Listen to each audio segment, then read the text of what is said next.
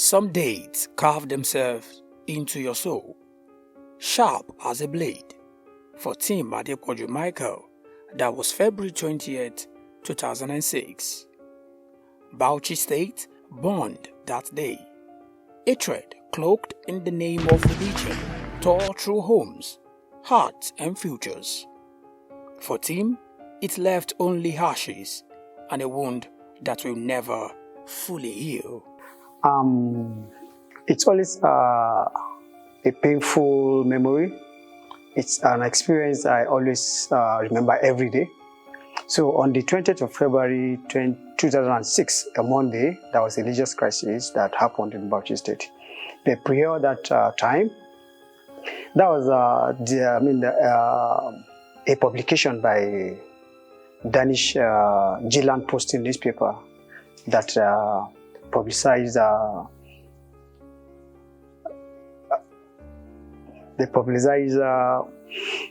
editorial about Prophet Muhammad, peace be upon him. So that publication sparked a lot of controversies and violence across the Muslim countries, including Nigeria.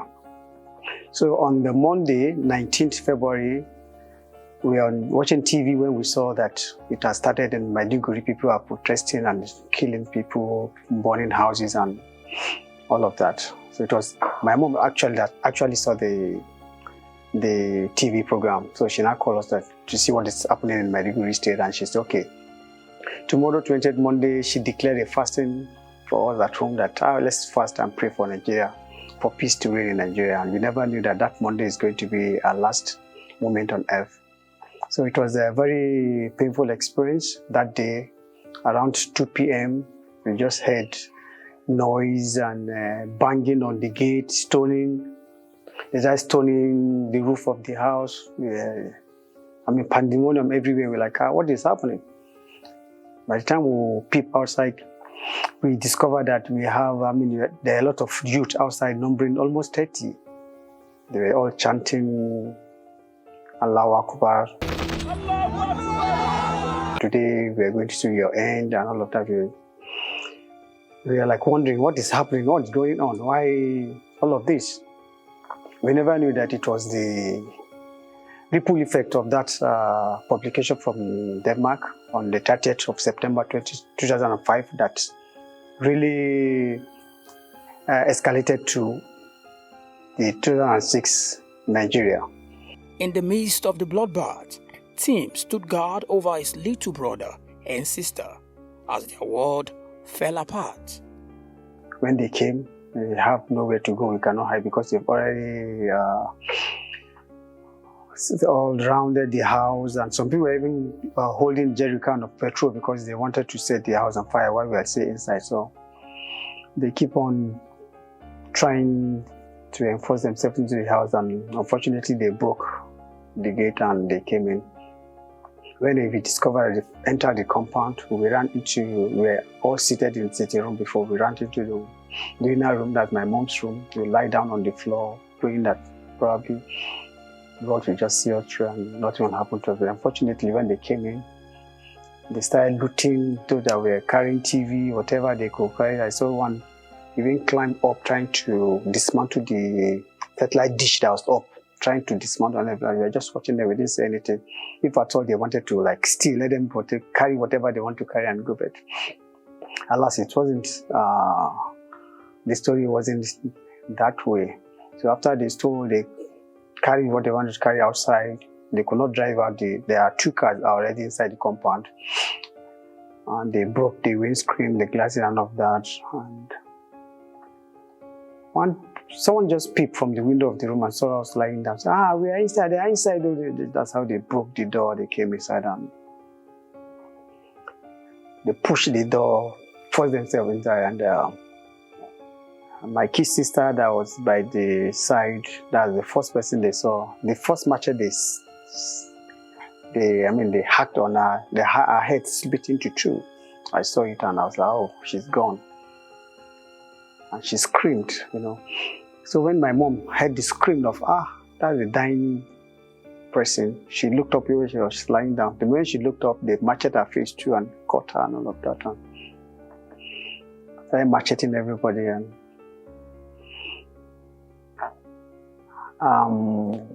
it was very unfortunate. So they came to my side, they macheted my head, at the back of my head, and I went blind instantly. I think there's a nerve connected to the eyes there. I just went blind, and another cut on my neck here. That one, my eyes opened again. I was here. This is the end. Then I now noticed that they've not reached where my younger brothers were. The two of them are just okay. I just lie on them. I try to pull a kind of cover, a shield to just cover them, and I lie on them so that at least they will not see the two of them. That's how they caught all of us and macheted. And macheted my elder brother. I was by the side of the door too, and they thought we were all dead. We were all in the pool of blood. And Tim lost his mother that day, his brother and baby sister. Their home, their laughter, their warmth swallowed by flames, while he was macheted brutally.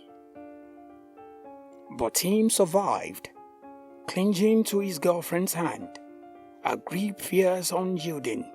He escaped. after like 5 minutes, we thought that those guys have gone, so we tried to escape from the house, and we noticed that someone have already poured fuel on the roof and the house is burning already. So we are trying to look for a way out to escape from the inferno. So in the process of trying to run out of the house, my mom was the first person that went out. When they saw her coming, with the cut and blood, they thought she was dead. But seeing her again, they had to hack her again instantly, and she fell down outside there and she died. My elder brother too followed. They hacked him and he died too.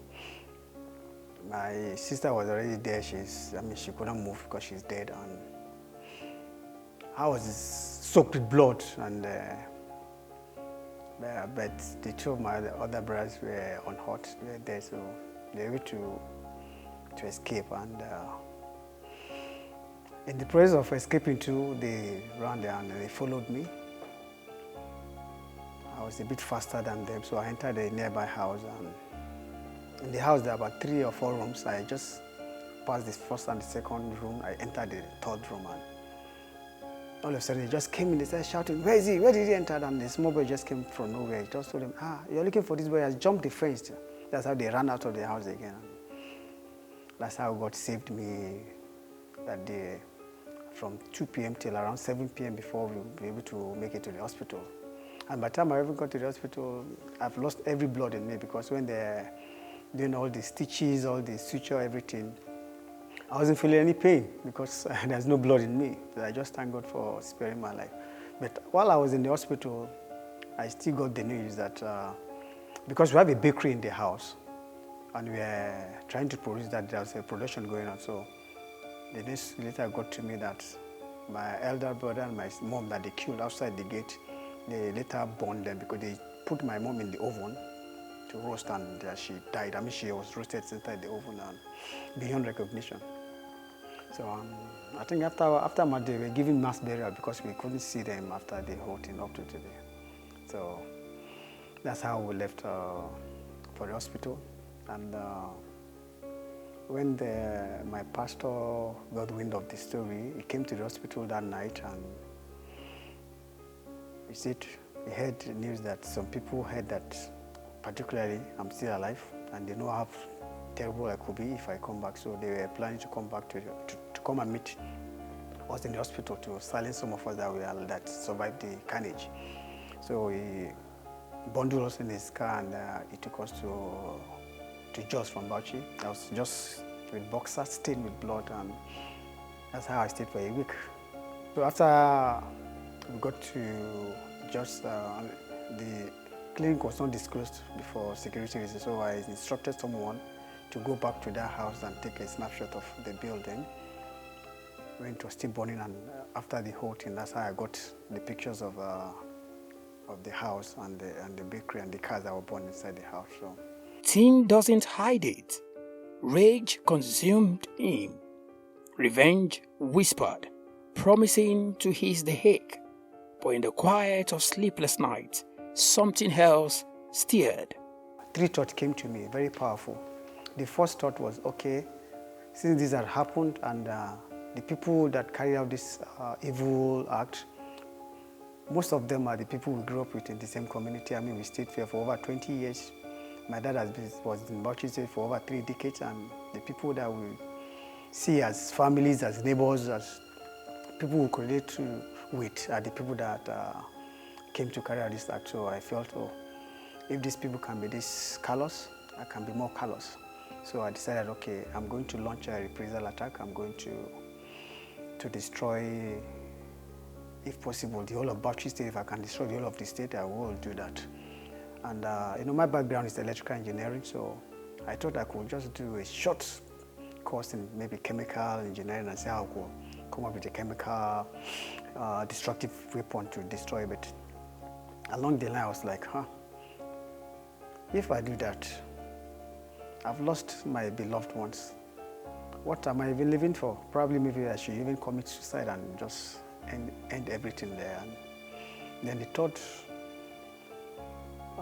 thing that came to my mind that was very strong was, why not just accept what has happened to you, put the bitter past behind you, forge ahead and be resilient to yourself and move ahead with life.